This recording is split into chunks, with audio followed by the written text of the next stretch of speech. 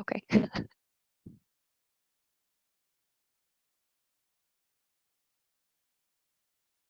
Hi, everyone. My name is Lucette Brett, and I am the loan officer here at CTC. I'm going to go over some of the FAFSA fundamentals because we're still kind of at the beginning of the year and there's still some information out there. If you haven't completed a FAFSA for this academic year, I encourage you to get it done quickly because October 1st is soon approaching, and that's going to be for our following academic year of 22-23. Already, it's coming up fast. So welcome, and I'm just going to kind of go through a PowerPoint. If you have any questions, you can send in a chat, whatever we need to do. You can contact the financial aid office. We have lots of people here that are willing to help everybody get what they need. So we have a lot of different sources of financial aid here at CTC. We have grants, work study, student loans, and scholarships. And if you were ever going to go to school, this is the year to do it in spite of the crazy pandemic and everything going on. We actually have an extra grant available. I hope some of you are already checking into that. What is a FAFSA? Well, FAFSA stands for Free Application for Federal Student Aid. What that means is anytime you are thinking about going to school, whether it be CTC or somewhere else, that's one of the first things that you want to do, because that opens up a whole new avenue, and other colleges, including CTC, will send you information on their policies and procedures. When you apply for the FAFSA, you're applying for what's called Title IV funds. That's from the U.S. Department of Education. It can be for grants or direct loans, and they start every year October 1st.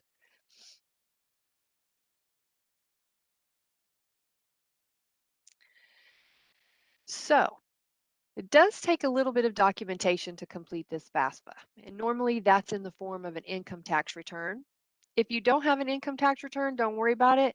The IRS is always happy to provide you with a way to get your information, and you can do that online by setting up an account through them, and you can actually get what's called a tax return transcript. If you don't file, again, not a problem. They do letters of non-filing as well. So that's going to go from your 2 years prior. So for this academic year, even though it's the 21-22 year, we actually use the information from 2019. Also, to dispel a little bit of a misinformation that's out there, your age doesn't designate whether you are an independent or a dependent student for the FAFSA. The U.S. Department of Education sees students 24 years and younger as dependents unless they meet certain specifications. Some could be in the military, then that would designate you as an independent student. Married students, if you are supporting a child, if you are a foster student or ward of the court. It is a very short list, so if you have questions about that, you can also find that online at studentaid.gov.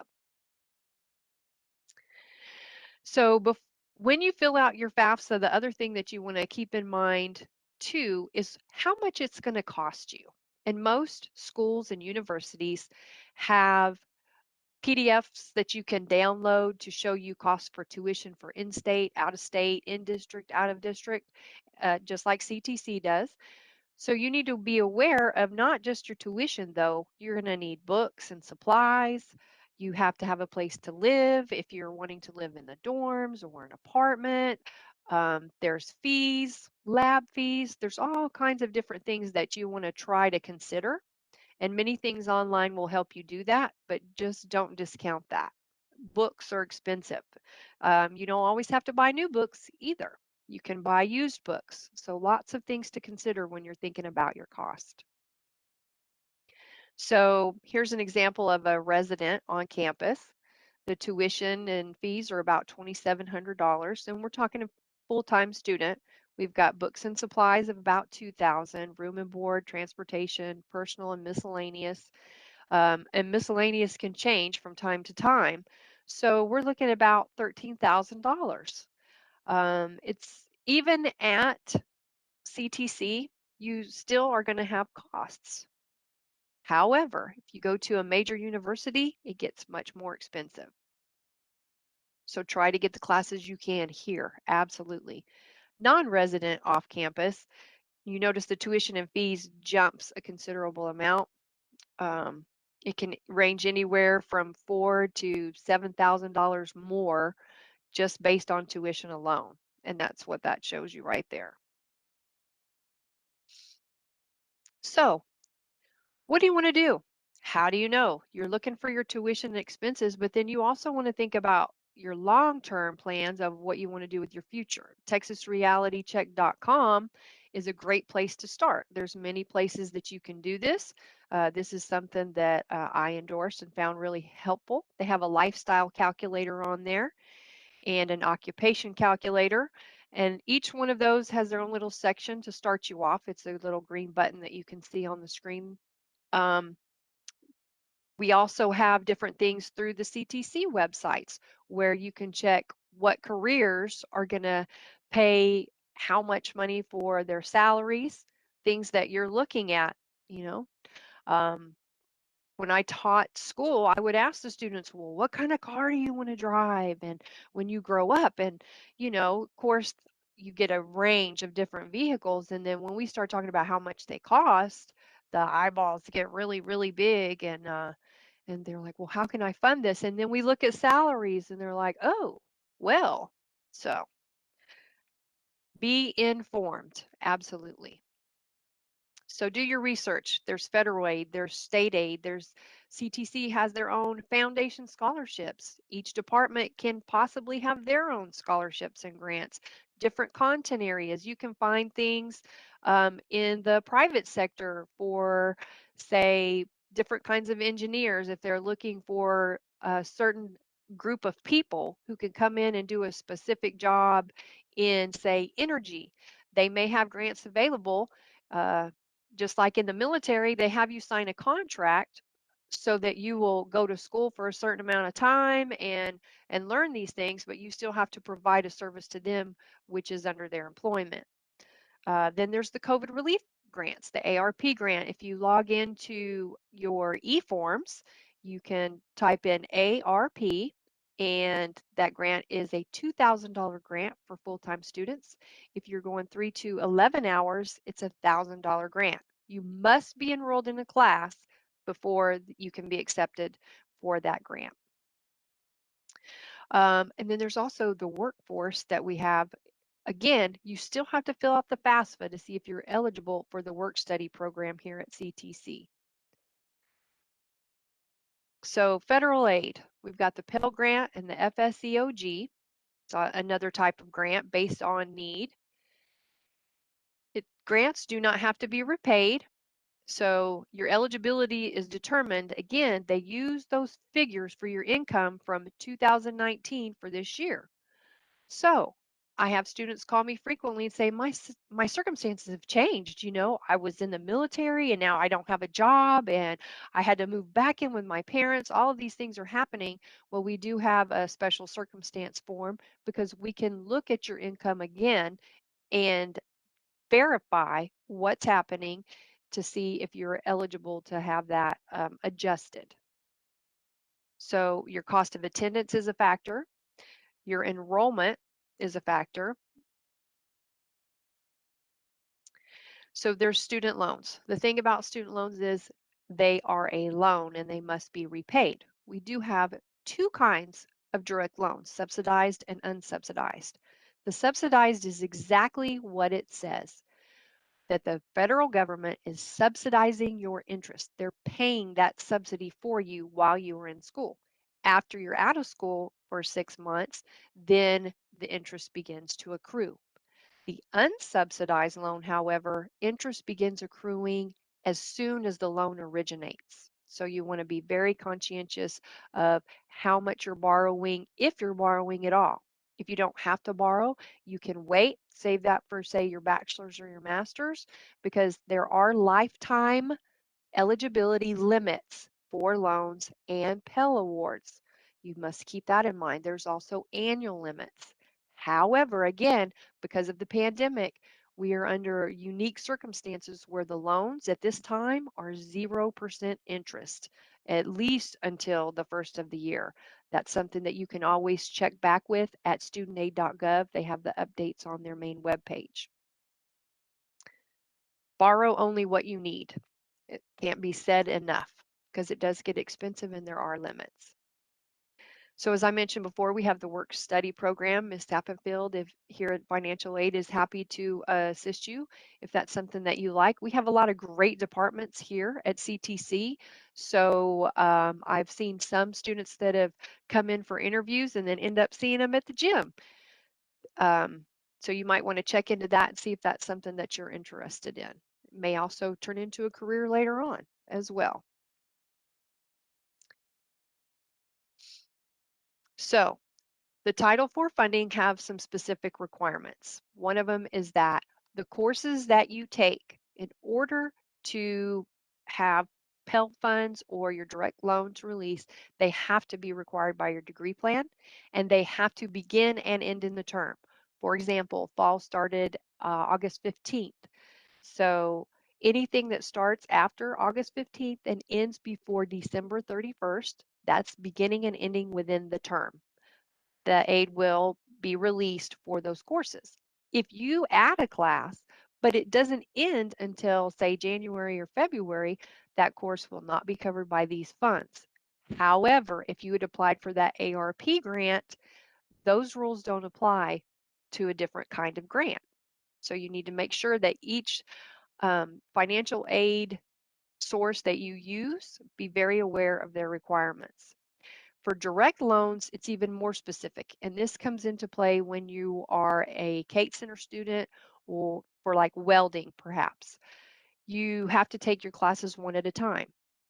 So you want to start at the very beginning of a term as early as you can because the loans won't release until you are in at least 6 hours. And there's a lot of hiccups that happen with that. It is a federal requirement that we have to meet. So if your class is 4 hours, you haven't hit that 6 hours, you've got to take another class. The catch again, it has to end before December 31st. So that's how that works. Now, the direct loans, once you hit the 6 hours, all of the loans for the term can release. The Pell Awards are a little different in that they could release at quarter time or half time or three-quarter time or full time. So you have to be very aware of everything. For the loans, you must have a master promissory note on file with the U.S. Department of Education, and that's again at studentaid.gov, and your entrance counseling done. If you're a first-time borrower, there is going to be a 30-day delay on those loans. So we have additional grant and loan opportunities. It's going to depend on you, your income, and the school that you're checking in with. Always pay attention to those deadlines because CTC has a wonderful program in which we can provide classes starting every month even, but not all colleges and universities are that way. So you must pay attention to those deadlines. Let's see here. Scholarships are very competitive. You can get community-based scholarships. They could be from individuals or it could be, I know that the state of Texas actually has a program for criminal justice majors if they are working as peace officers. It just depends on what your niche is, what you want to do. You need to explore all of those different content areas. We have specific things for nursing. And then, of course, there's the foundation. So you want to contact their specific website for entries. I believe we have open applications in January to February, so you might want to check into that. If you're interested, please let us know. So you're going to complete and submit the Fafsa. It's very important when you submit the Fafsa, if you're coming to CTC or wherever you're going, that you put in their school code. Our school code is 004003. If you don't put our school code in, we have no way to access your information. The FAFSAs become available the first every year, as I mentioned before. You have to complete a FAFSA every year if you're wanting Title IV funds. You can list up to 10 colleges on there, so that's helpful. And again, make sure that you pay attention to those deadlines. So even if you want to start here at CTC, but you want to continue on, you've got to stay ahead of the game with that. Apply even if you don't think you're eligible.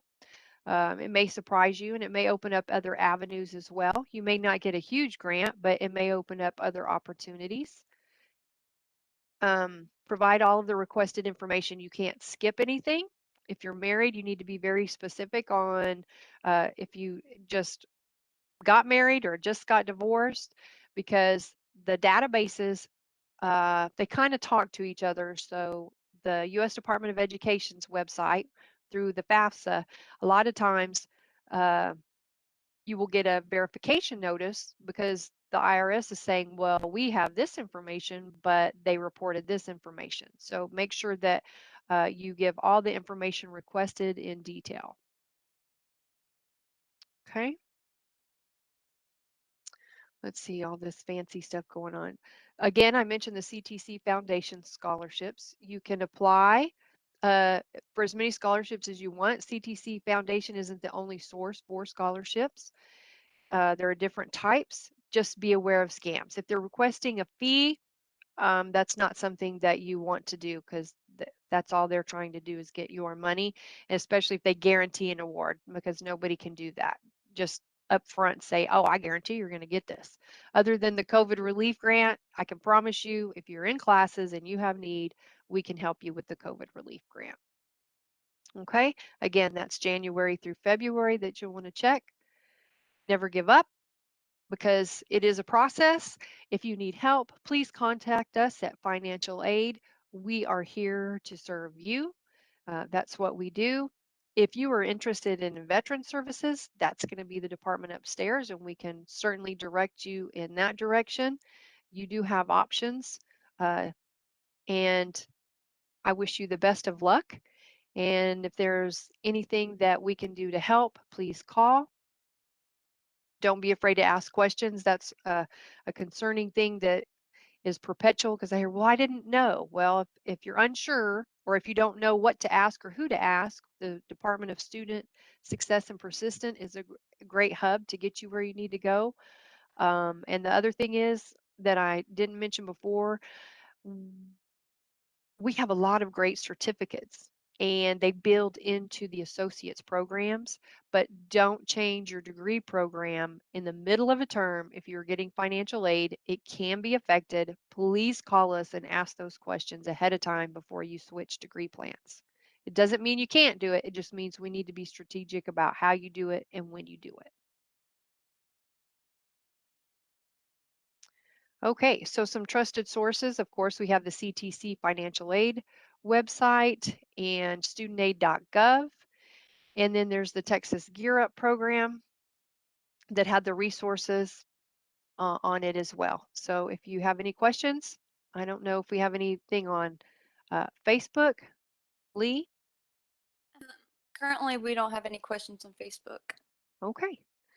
And that's all I have. Apply now for this year's FAFSA if you haven't done it already, and we're happy to help. And then October 1st is the new FAFSA.